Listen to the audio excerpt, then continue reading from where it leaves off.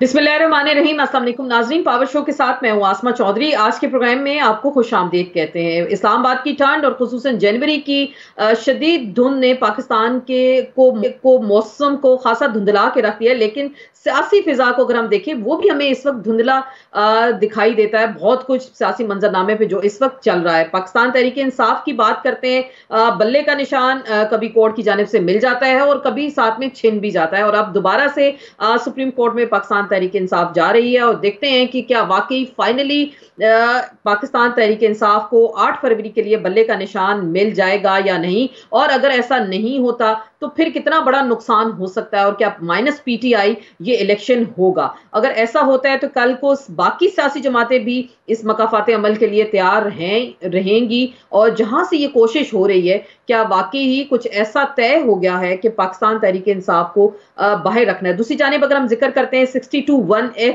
और नाअहली की मुद्दत सुप्रीम कोर्ट ने अब तय करनी है, और चीफ जस्टिस साहब ये फरमा रहे हैं कि इलेक्शन सर पे और जल्द से जल्द हमने इस मामले को हल करना है। तो अगर ये मामला हल हो जाता है तो क्या मियां नवाज शरीफ साहब इलेक्शन लड़ने के काबिल होंगे, अहल होंगे, ये भी एक बड़ा सवाल है। और देखते हैं सुप्रीम कोर्ट इस जानिब से क्या कहती है। दूसरी जानिब नैब कोर्ट का जिक्र करते हैं तो इस्लामाबाद हाई कोर्ट ने नैब के खिलाफ जो फैसला था नाअहली की मुद्दत 10 साल से कम करके 5 साल की, एक डिवीजन बेंच ने सिंगल बेंच के इस फैसले को उड़ा के रख दिया, और वहां भी कहा गया कि 10 साल मुद्दत होगी। तो क्या ये खास तैयारी सिर्फ चेयरमैन पीटीआई को जो तोशाखाना केस है, अलकादिर केस है, उससे बाहर रखने की हो रही है? तौहीन इलेक्शन कमीशन का केस भी सर पे मौजूद है, फर्द जुर्म तो आयद हो गई है। तो इतने सारे केसेस में क्या पाकिस्तान तहरीक इंसाफ, उनके चेयरमैन और उनके वर्कर इस इलेक्शन में आएंगे? अगर इलेक्शन फेयर एंड फ्री नहीं होते तो कितना बड़ा सवालिया निशान होगा। इसी को आज इमरान खान साहब ने दी इकोनॉमिस्ट में अपने एक आर्टिकल में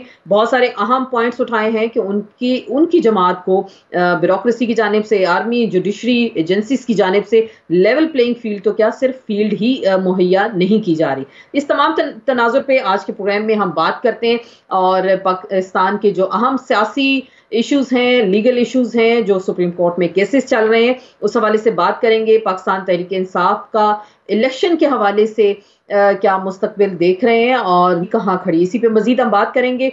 हमारे बहुत ही मोहतरम हमें ज्वाइन करेंगे जनाब चौधरी एतजाज एहसन साहब, सीनियर रहनुमा पाकिस्तान पीपल्स पार्टी, पार्लियामेंटेरियन से, सीनियर कानूनदान हैं।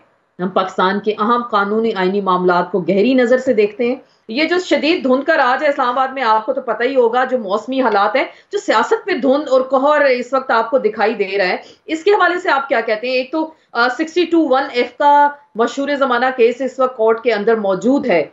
मुझे याद है मुतादिद प्रोग्राम्स में हमने आपसे जब इस हवाले से बात की, आपने कहा था कि एक आईनी तरमीम की जरूरत होगी। अब आपको कुछ लग रहा है कि सुप्रीम कोर्ट इसको खत्म ही करने जा रही है? 5 साल ही मुद्दत रहेगी इलेक्शन एक्ट की तरह से। जो पजीराई मियां नवाज शरीफ को मिली है जब से वो वापस आए हैं, बल्कि जब से उन्होंने वो आज़म सफ़र वापसी हुए हैं, गोया जब हीथ्रो एयरपोर्ट पे थे, मौजूद थे, तो जिस तरह हाई कमिश्नर पाकिस्तान के लंदन में हाई कमिश्नर ने उनको खुदा हाफिज कहा है, और जिस प्रोटोकॉल के साथ वो फिर इस्लामाबाद में उतरे हैं, और उनके लिए बायोमेट्रिक्स का सारी मशीनें और अमला वो एयरपोर्ट पे पहुंचा है, और वहाँ से उनको, ताकि उनकी क्या मजबूरी थी, वो एक रात वहाँ रह के या शाम को उधर जाके और वापस आके, वो चार्टर्ड पर तैयारा था, वो उसी वक्त कर लेते, उधर जाके हाई कोर्ट और करते ये बायोमेट्रिक्स। लेकिन उनके लिए बायोमेट्रिक्स पहुंची इस्लामाबाद के एयरपोर्ट पे, इंटरनेशनल एयरपोर्ट पे, लाउंज में, और वहाँ उनके बायोमेट्रिक्स। क्योंकि अगर उनको 2 घंटे और लगते तो जलसे पे वो बहुत ज़्यादा देर हो जाती। उनका जलसा, उनका इस्तकबाल वहाँ इंतज़ार कर रहा था, तो लाहौर से उनको एयरपोर्ट से हेलीकॉप्टर में बिठा के और पहुंचा दिया गया जलसे में। अभी तक उस मफरूर मुजरिम ने किसी अदालत के सामने जाके सर नहीं झुकाया था अभी तक। ये जी। उसके बाद हुआ, अदालत ने उसकी मावनत और उसकी सहूलतकारी के लिए बहुत कुछ किया, जिसमें ये सारी मशीनें ये किसी और के लिए ये मशीनें इतनी सेंसिटिव मशीनें मूव की जाएंगी कभी भी या कभी की जाती रही हैं कि वो बायोमेट्रिक्स की वो बाकी रिकॉर्ड खराब हो जाता, कुछ हो जाता, पर उनके लिए वहां पहुंचे, वहां उनकी बायोमेट्रिक्स हुई और ये सारी सहूलतकारी जो उनके लिए हो रही है, फिर उनकी जो वो बरियत आ रही है, बरियत इसमें भी आ रही है कि जी अदालत कहती है कि कोई शहादत नहीं मिली, इसमें भी आ रही है कि नैब जो इस तकासे की है मशीन, वही कहती है जी कोई हमें इसके खिलाफ, इनके खिलाफ कुछ नहीं मिला, सो इनको बरी कर दे। तो वो सारा सिलसिला ही ऐसा चल रहा है। अदालत इसमें उनको सहूलतकारी कर रही है, FIA उनकी सहूलतकारी कर रही है, IG DIG उनको सलूटे मार रहे हैं। वो कहते हैं हमने फलां मीटिंग गवर्नर हाउस में करनी है, वो गवर्नर हाउस उनके लिए खुल जाता है। शख्स में जो इतनी देर अरसा मफरूर 4 साल मफरूर रहा है, वो गवर्नर हाउस खुल जाता है। तो इसलिए उनके लिए तो सब कुछ ही मुमकिनात में से है। तो आपको लग रहा है सर ये ताहयात नाअहली वाला मामला सुप्रीम कोर्ट लग रहा है मुक्ताने के चक्कर में, क्योंकि आज चीफ जस्टिस साहब ने कहा कि जी जल्दी करें, इलेक्शन सर पे, हमने जल्द अज जल्द इस मसले को हल करना है। ये तो हो गया ताहयात नाअहली वाले के हवाले से, और कुछ माइंड भी समझ आ गया है कि जजेस किस तरफ जाएंगे। तो एक तरफ तो जैसे आपने अभी क्विक रिलीफ का जिक्र किया, तो आपको लग रहा है कि सुप्रीम कोर्ट उस पिछले फैसले को उड़ा देगी और एक पूरी मुद्दत जो है वो तय कर देगी कि जी ताहयात नाअहली की मुद्दत 5 साल होगी। लगता तो यही है, कुछ इसी तरह ही करेंगे। इसका मतलब है सर, अगर जैसे भी हम जिक्र कर रहे हैं ना कि मियां साहब के लिए सारे मैदान क्लियर कर दिए गए हैं, और दूसरी जानिब अगर आप PTI की मुश्किलात का जिक्र करते हैं तो उनसे तो बल्ला तक छीन लिया गया। एक जमात के लिए केस लग रहा है कि उसकी मुद्दत खत्म की जाए और दूसरे के लिए मैदान से ही आउट किया जाए। तो ये इसको कैसे आप देख रहे हैं, मवाजना कैसे करेंगे? बल्ले के बारे में मेरे 7-8 पॉइंट तरतीबवार जरा सुन लीजिए। जी जरूर। और इससे बड़ा क्लियर हो जाएगा कि बल्ले का पहला पॉइंट ये है कि सुप्रीम कोर्ट ने खुद मोहतरमा बेनजीर भुट्टो शहीद के मुकदमे में, जिसमें मैं पेश हुआ था वकील, उसमें ये फैसला दिया कि 1988 में कि वोट जो है ये एक बुनियादी हक है वोटर का, और ये फंडामेंटल राइट है।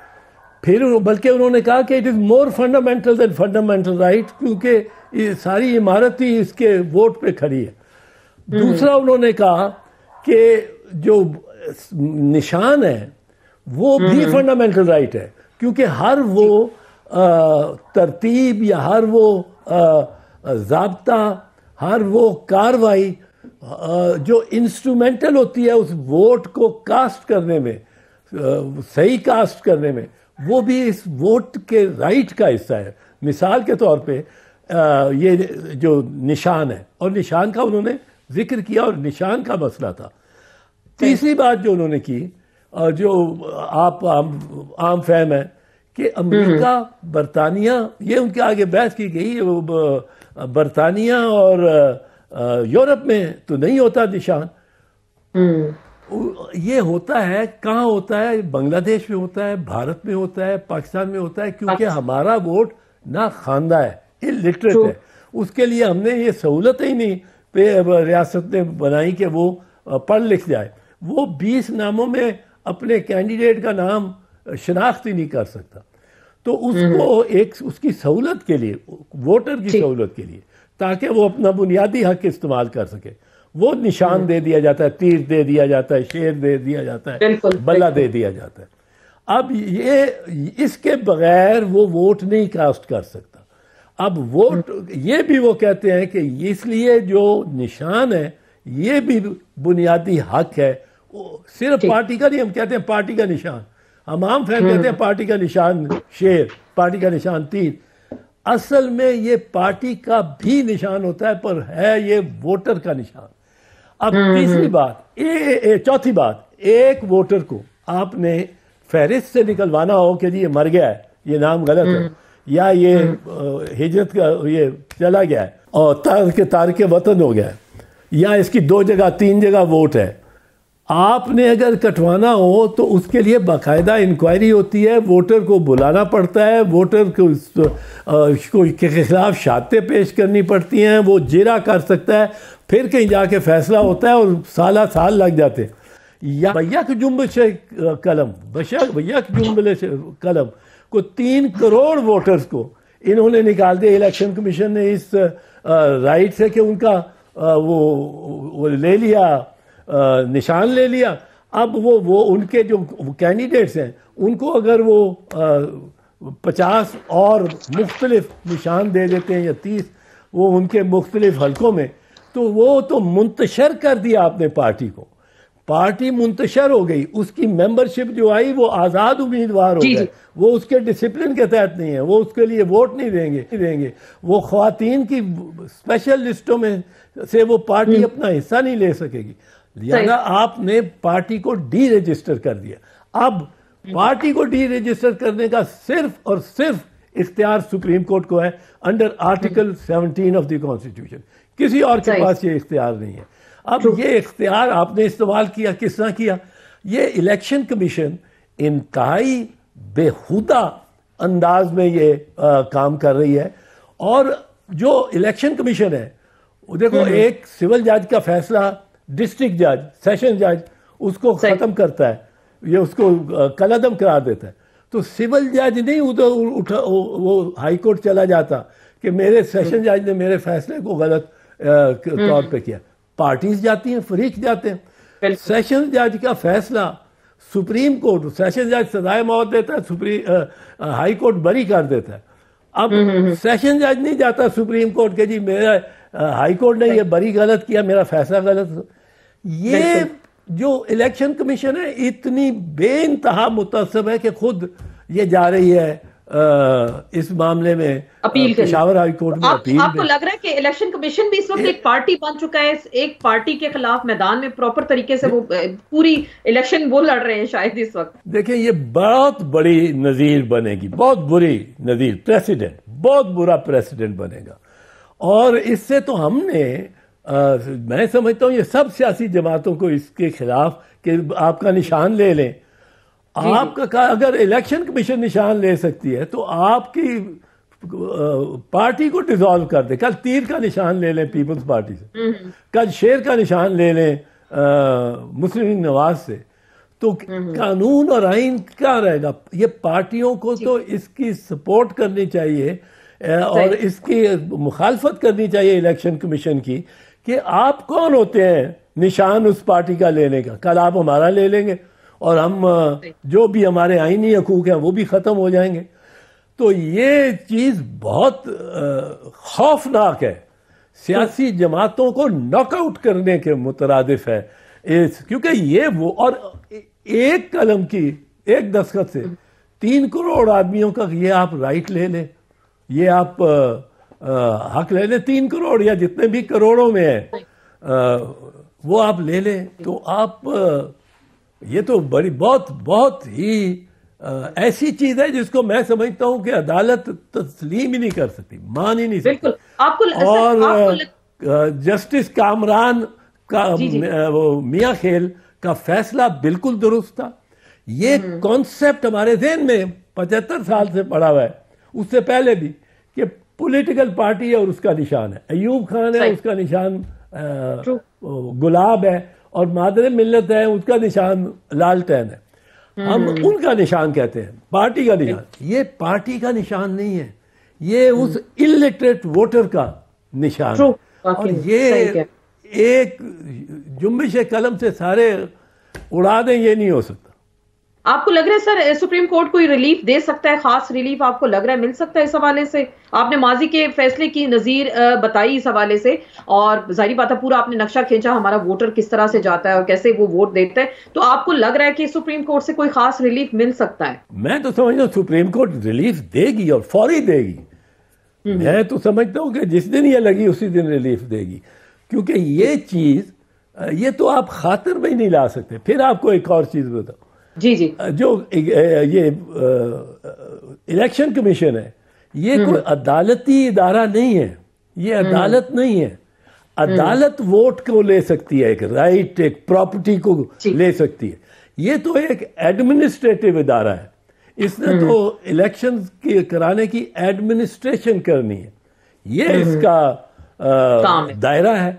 अब इस दायरे से ये बाहर तजावज करके और जा रहे हैं, तो अपने इख्तियार से ही लगता है तजावुज करें। तो सर आपको इस पे क्या लगता है, अभी जैसे सिंगल बेंच का जो फैसला था इस्लामाबाद हाई कोर्ट का कि 5 साल जो है नाअहली की मुद्दत होगी, नैब ने अपील की, डिवीजन बेंच का फैसला आ गया और 10 साल की जो मुद्दत है उन्होंने उसको बरकरार रखा, क्योंकि अब 2 केसेस सर पे, तोशा खाना केस और कादिर ट्रस्ट केस। तो अब आपको लग रहा है जब दूसरी जानिब से वो देखते हैं कुछ नहीं हो रहा, तो फिर लोअर अदालतों से कुछ खास ऐसे केसेस होते हैं और उसके बगैर जो फैसले आपके साथ सामने आते हैं, तो आपको लग रहा है अब 10 साल मुद्दत होगी तो खान साहब को 10 साल के लिए बाहर ही कर दिया जाएगा? ये तो मेरा ख्याल है बुरी अभी फैसला है, इस पे हतमी फैसला तो आना है, और बुरी फैसला सस्पेंड होता है ऐसे मामले में, क्योंकि 5 साल अगर लॉ में प्रोवाइडेड है तो फिर वो उसको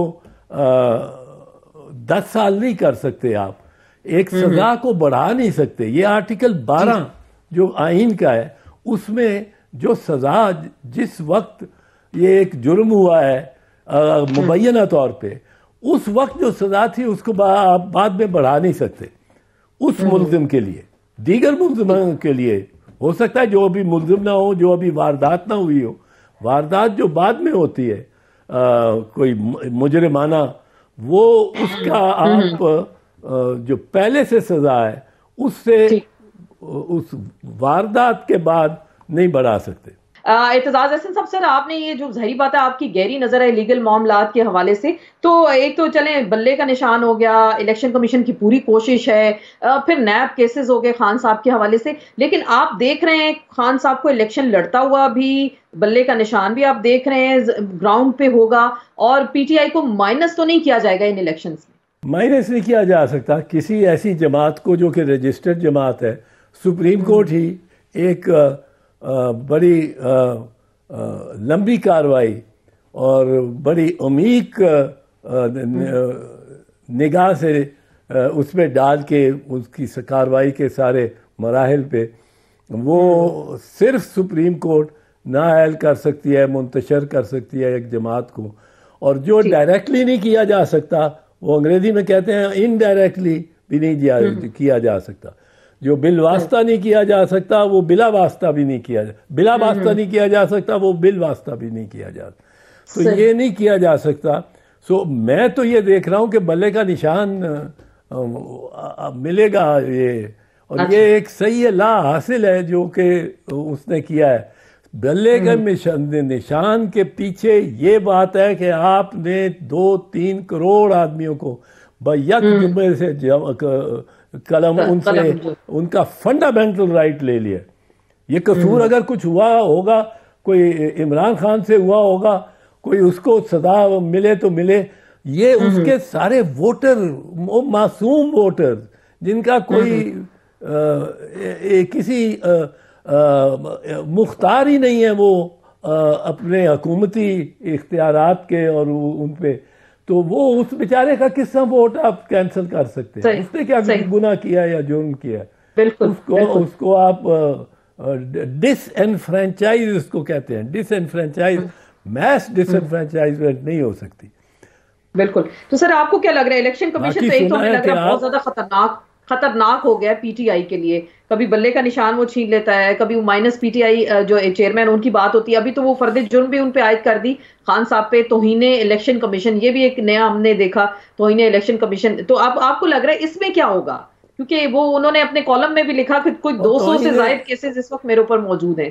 तो जो तौहीने इलेक्शन कमीशन भी जो किया है वो भी देखो किस सरफिरे अंदाज में कि जो कमीशन है वो चली गई है जेल में, और जेल में वो अपना इजलास कर रही है। कमीशन को किसने इख्तियार दिया है जेल में जाने का? अदालत तो जाती है, उसके लिए लॉ मिनिस्ट्री ये वो करते हैं। कमीशन को तो अपनी जगह बैठ के और सुनना चाहिए केस, और मुल्जिम को उसके सामने पेश होना चाहिए।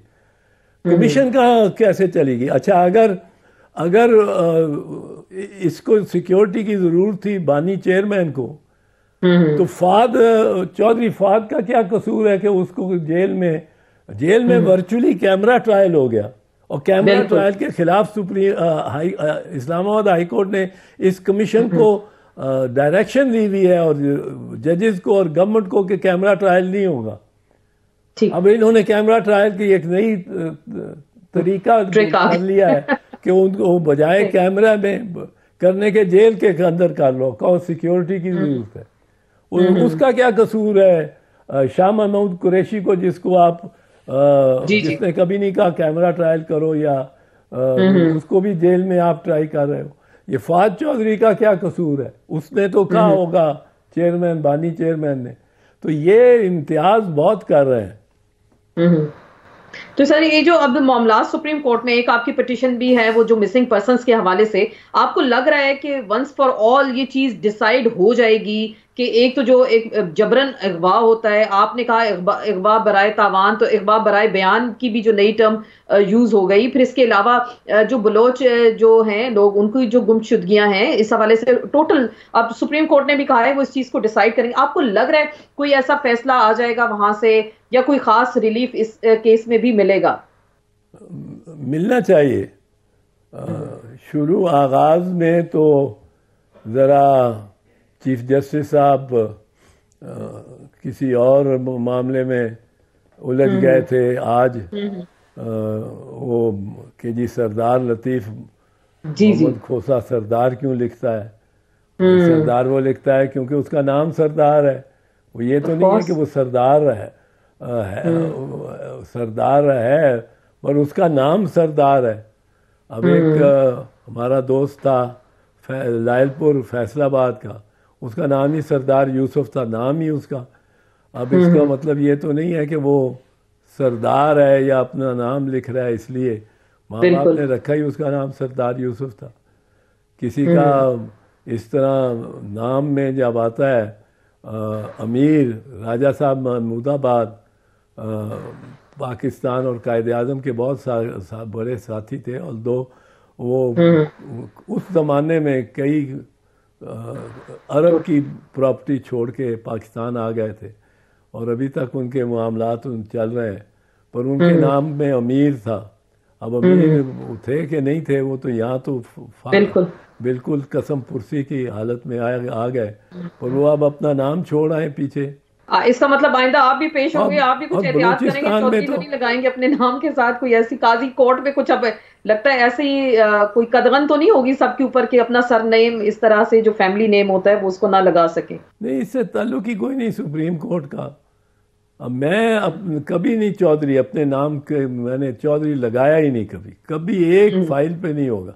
लेकिन सुप्रीम कोर्ट वाले जब फैसला लिखते हैं, और सैकड़ों मतलब दफ़ा जजेस ने मेरा नाम देखा होगा, वो जो स्टेनोग्राफर लिख देता है चौधरी एतराज हसन, अक्सर कई दफ़ा मिस्टर एतराज हसन नहीं लिखता है, पर कभी कभी वो चौधरी एतराज हसन लिख जाता है। अब मैं उसको क्या कहूँ जाके कि ये ना लिखो और ये तुम्हारी जिम्मेदारी है। ये इस किस्म के इश्यूज में कोर्ट को नहीं आना चाहिए। जो पहले दिन रिमार्क्स थे चीफ जस्टिस साहब के, और पूरी दुनिया जाहिर बात है उसको लाइव देख रही थी, और इमरान रियाज का जिक्र आया तो उन्होंने कहा कि जी कौन है असर रसूख वाले हैं, हम क्या रेड कारपेट बिछा दें, हमने फौज रखी है। तो इस तरह की बातें अगर चीफ जस्टिस ऑफ पाकिस्तान की जानिब से आएंगे, और जैसे लतीफ खोसा साहब ने कहा कि जी पूरी दुनिया देख रही है पीटीआई के साथ क्या हो रहा, तो उन्होंने कहा जी मैं मीडिया नहीं देखता। तो ये जो बातें कही गई, रिमार्क्स आए, जाहिर बात है मामला सब जुडिस है, लेकिन इस पे आप सर क्या कहेंगे? क्योंकि इससे पता चल गया जहन क्या है, या वो सोच क्या रहे हैं, या फैसले में क्या आएगा? आपको कुछ लगता है? आप बताएं। जाहिर बात है आप तो कोर्ट के सामने पेश होते रहते हैं, आप बेहतर समझा सकते हैं हमारे नाजरीन को। नहीं, एक दफ़ा तो हमें ज़रा ये मायूसी काफ़ी हुई थी जब आपने कहना शुरू किया चीफ जस्टिस साहब ने कि ये आपने 4 बंदों का नाम लिया है। मैंने वो भी गिनवा देने थे, 10-12 लोग हैं, पर मैंने वो कहने लगे आपने 4 बंदों का नाम लिया, 4 बंदे खुद आके जा सकते हैं। उसी वक्त इमरान रियाज का भी उसी में नाम आया। तो मैंने कहा जी मैं एक पैटर्न बता रहा हूँ, मैं बंदों के पीछे नहीं जा रहा हूँ कि इस बंदे के साथ ज्यादती हुई है। ज्यादती तो हुई है, पर एक पैटर्न, उसका नाम फर्रख हबीब हो या कुछ और हो, मैं कह रहा हूँ कि इनको वो जो सिमिलर फैक्ट एविडेंस है वो ये है कि गायब हुए हैं और वापस आए हैं, वापस आके उनका अकीदा ही एक लिहाज से समझिए कहा जाए तो वही बदला हुआ है।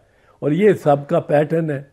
इस पैटर्न से परेशानी होती है और एक पब्लिक में परेशानी पहुंचती है। फिर उन्होंने खैर हमारी पिटिशन को ये तस्लीम करते हुए बादी नज़र में प्राइमा फेसाई, मैं ये नहीं कह रहा हूँ कि उन्होंने हतमी तौर पे हमारी बहस को मान लिया है, पर इतना उन्होंने किया, इतना तो माने कि उन्होंने हमारे ये जो बहस जिसमें ये रीसेंट जो गुमशुदगियाँ हुई, फिर बरामदगियाँ हुई, दस्तयाबी हुई, उनसे जो नताइज निकलते थे उनको भी कंसिडर करने के लिए उन्होंने साथ रख लिया है और नोटिस कर दिया है अटॉर्नी जनरल को भी और शायद सारे एडवोकेट्स जनरल को भी और गवर्नमेंट को भी नोटिस कर दिया है और उसका जो राय और कमेंट्स तलब कर लिए हैं। तो ये एक पॉजिटिव स्टेप है, आगे बढ़ा है मामला। तो आपको लग रहा है कोई मुस्बत पेशरफ्त हो सकती है? तो सर ये जो जाहिर बात है पाकिस्तान की सियासत में हमने उस तरह से अभी देखा नहीं, सियासी जो हलचल होती है, इलेक्शन होते हैं, बड़ा एक नए रंग होते हैं, लोग मैदान में होते हैं, जलसे जुलूस, रैलीज। आपको लग रहा है अभी तक एक तो इलेक्शन का समा बंद नहीं रहा, दूसरा इमरान खान जो उन्होंने द इकोनॉमिस्ट में अपना कॉलम लिखा है, आर्टिकल में वो जिक्र कर रहे हैं कि ये लंदन प्लान का हिस्सा है, शरीफ फैमिली को लाया गया, मियां नवाज शरीफ को उनको हर तरह से रिलीफ दिया जा रहा है और वो कौम पे मुसल्लत किया जा रहा है। तो आपको क्या लग रहा है ये वाकई सब कुछ जो हो रहा है लंदन प्लान के मुताबिक सब चल रहा है इस वक्त? एक तो बात यह है कि इमरान का जो मैंने आर्टिकल पढ़ा है उसने कोई नई बात ऐसी नहीं की जो उसने पहले नहीं की हुई। सिर्फ ये है कि अब वो इतनी हाइप उसको मिल जाएगी क्योंकि लंदन इकोनॉमिस्ट जो है वो एक बड़ा ऊंचा प्लेटफॉर्म है, सहाफ़ती, सियासी और इक़्तिसादी हलकों में, दुनिया के टॉप हलकों में उसने ये कोई ऐसी नई बात मैंने तो एक भी नहीं देखी जो कि उसने पहले ना की और अक्सर ना की हो। पर जो मैं ये कह रहा हूँ कि ये देखने की बात ये है कि वही बात अगर दोहराता है लेकिन उसको प्लेटफॉर्म एक ऐसा मिल जाता है दी लंदन इकोनॉमिस्ट की तरह का, वो आम न्यूज़वीक, टाइम वगैरह सबसे सुपीरियर और ऊंचा मैगज़ीन और तजज़िया निगार उस मैगज़ीन को और उसके जो उसमें मुसन्निफ़ लिखते हैं उनके मज़ामीन को दुनिया में मेरा ख्याल है अव्वल या दोम दर्जे का होगा। ये इमरान के लिए एक बहुत पॉजिटिव चीज़ निकली है कि इकोनॉमिस्ट ने उसका एक्सक्लूसिव मजमून ये शाया किया है और बहुत सारे जो बड़े अहम, बड़े इन्फ्लुएंशियल, बड़ा असर रखने वाले अफराद और इंटेलेक्चुअल्स और एकेडमिक्स और पॉलिटिशियंस और इकोनॉमिस्ट हैं, उनको तो पहले ये बातें नहीं पता होंगी। उनको तो हम तो रोज़ सुनते थे ना इमरान की तकरीर को, पर वो उनके लिए तो नई बातें होंगी। और ये बहुत एक मैं समझता हूँ कि इमरान को इसका खासा फ़ायदा होगा। आपको लग रहा है फायदा होगा? तो सर अभी जो इलेक्शंस के हवाले से जब भी हम बात करते हैं तो मियां नवाज शरीफ साहब और उनकी पार्टी के कुछ लोगों का कहना था जी साड़ी गल हो गई है, तो उन्होंने बताया जी हमारी बात होगी है, मियां साहब भी प्राइम मिनिस्टर होंगे, शहबाज शरीफ भी हिस्सा होंगे, बाकी सियासी जमातें भी होंगी, लेकिन प्राइम मिनिस्टर मियां नवाज शरीफ होंगे। तो आपको लग रहा है क्या बाकी स्टेट ने भी पूरी तैयारी कर ली? जाहिर बात है हम देख रहे हैं पूरी ब्यूरोक्रेसी, बाकी जो मशीनरी है वो उनके लिए खास इस्तेमाल हो रही है, तो बाकी उनकी बात हो गई है किसी ऊपर लेवल पे और वही प्राइम मिनिस्टर होंगे? उनकी कोशिश तो यही होगी, लेकिन उनके रास्ते इतना भी मैं नहीं समझता कि उसमें रुकावटें नहीं हैं। बड़ी रुकावटें हैं, बड़े अभी उनको मराहिल तय करने पड़ेंगे, पर उनको ये यकीनन मैं समझता हूँ कि वो लंदन से ना आते जब तक उनको ये अश्योरेंसेस ना दी जाती, ये ज़मानतें ना दी जाती कि आपको हमने मसनद पे बिठाना है। लेकिन there is many a slip between the cup and the lip, वो ज़रा जल्दी आ गए हैं और अब उनको नज़र आ रहा होगा कि उनकी पार्टी अभी तक बड़े कमरों से बाहर नहीं निकली। बिल्कुल। तो इसकी वजह वो अपने गुज़श्ता जलाओ में निकले होते तो इस वक्त तक उन्होंने 10 जलसे किए होते। इसकी वजह कि कोई जलसे करने के लिए उनको तैयार ही नहीं, कोई उनके जलसे पे आने कोई तैयार नहीं। वो जिसको बहुत बड़ा जलसा कहते हैं, तारीखी जलसा, वो खाने की मेज़ों पे लगा हुआ जलसा था, जो शादरे का जलसा था जब तशरीफ लेके मियाँ साहब आए हैं। वो भी मतलब है जलसे की गिनती को झंडों और बैनरों के तले छुपाने की कोशिश की गई और 20-22 हज़ार लोग होंगे ज़्यादा से ज़्यादा मेरे अंदाजे के मुताबिक। 15,000 तो कुर्सियां लगाई थी उन्होंने, बिल्कुल, जो कि एक आध चैनल ने बाकायदा उनके आगे पीछे चल फिर के, उनके दरमियान में चल फिर के मेज़ों और कुर्सियों के खाने का भी इंतज़ाम था, क्योंकि मेज़ें लगी इसलिए थी। तो मेरा ख्याल है उनके लिए काफ़ी ये दिन तकलीफ़ के और परेशानी के गुजर रहे होंगे। तो वो गए हैं, आके उनके सामने सारे अवाम को बाहर निकल आना चाहिए था और सारे मुल्क में भैया जैम हो गया होना चाहिए था कि मियाँ साहब आ गए। वो कोई ऐसी बात खातिर खा बात तो नहीं हुई अभी तक। तो इलेक्शन कैंपेन अगर किसी ने उसको सीरियसली लिया है तो वो चेयरमैन बिलावल ने लिया है। वो अपने कर रहे हैं तकरीरें और वो इस वक्त तो लीड लेके वो जा रहे हैं। सर, आपको लग रहा है, आपने अपने चेयरमैन बिलावल भुट्टो ज़रदारी का जिक्र किया, तो पीपल्स पार्टी ने शुरू में खासी शिकायत की कि उनको, और बिलावल ने भी की कि उनको लेवल प्लेइंग फील्ड नहीं मिल रहा। बलोचिस्तान से हमने देखा कुछ इलेक्टेबल्स अब शामिल हुए हैं, पाकिस्तान पीपल्स पार्टी के हिस्सा बनने जा रहे हैं। तो आपको लग रहा है कुछ इस्टेब्लिशमेंट ने पीपल्स पार्टी को भी अब राजी करने की कोई कोशिश तो नहीं की? क्योंकि बलोचिस्तान वाले जहाँ जिसके साथ जाते हैं वो इशारा कहीं और से होता है, ये आप बेहतर समझते हैं। नहीं, बलूचिस्तान से तो बहुत कुछ इस किस्म का जो लोग थे और बासर लोग उनको मियाँ साहब की तरफ भी गए हैं। मियाँ साहब जब क्वेटा गए हैं तो वो भी उधर से कुछ हाथ मार के आए हैं। और पीपल्स पार्टी वाले तो जो आ रहे हैं ज़्यादातर वो या कराची या लाहौर या इस्लामाबाद में आके ज्वाइन कर रहे हैं।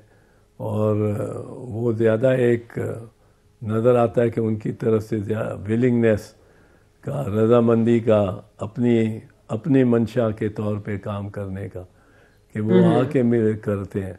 मियाँ साहब ने तो जाके ज्वाइन कराए थे जो वहाँ जाके, तो मैं नहीं समझता उसकी इतनी अहमियत बनती है जितनी दूसरों की।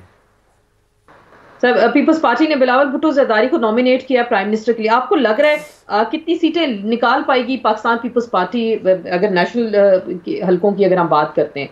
बहुत सारी चीज़ों, फैक्टर्स पे डिपेंड करता है, जिनमें पीपल्स पार्टी अक्सर में पॉजिटिव है और अहेड है। और लोग उकताए में हैं, लोग ऐसे भी हैं जो उकताए में हैं बुज़ुर्गों के चेहरों से। और चेयरमैन बिलावल ने जो वो इनिशिएटिव लिया था, मैं तो उसके एक लिहाज से इनिशिएटर था 2015 में पार्टी के अंदर। जो बुजुर्ग सियासतदान हैं उनको बैक सीट दें और फ्रंट सीट और ड्राइविंग सीट दें। हम 2 पार्टियां हैं, उनको इस तरह बांट के ड्राइविंग सीट हम दें नौजवानों को। और ये 50 साल और 50 के इर्द गिर्द, लेकिन हम जो 8th डेकेड में पहुँचे हुए हैं ऑफ लाइफ, हमें वो मतलब है वो पीछे हट के कोई एडवाइजरी रोल तो होगा ही, रह जाता है वो तो जिसका सिलसिला हो पार्टी में और मच्योर और बुजुर्ग हो उसकी राय तो ली जाती है। पर ये तो मेरा खुद ये ख्याल था कि पार्टी को फ्रेश फेसेस लेके, यंगर फेसेस, ये नहीं कि ज़रूर 18 साल या 25 साल के, पर एक शिफ्ट होना चाहिए from the 70s, 60s and 70s to 40s and 50s। ठीक, और बिल्कुल आप इससे कह रहे हैं यंग एकदम टैलेंट को पीपल्स सामने पार्टी का आना चाहिए। एक तो सर ये ग्राफ जो मौलाना बनेगा। फजल रहमान, क्योंकि जो जो जी जी जी, जी मैं एक चीज़ फरमाइएगा। बताऊंगा, जो इस वक्त पीटीआई का वोटर लगता है ज़्यादा, हम्म अक्सर क्योंकि वो कहते हैं जी यूथ बल्ज है और यूथ हम्म सारा इमरान के साथ है। इस यूथ को एक यंगर पीपल्स पार्टी की भी हम्म अट्रैक्शन हो सकती है। हम्म, वो बिलावल भुट्टो जरदारी की सूरत में। और बड़ा अच्छा तो टैलेंट है पीपल्स पार्टी में, बहुत अच्छा टैलेंट है यंगर पीपल में।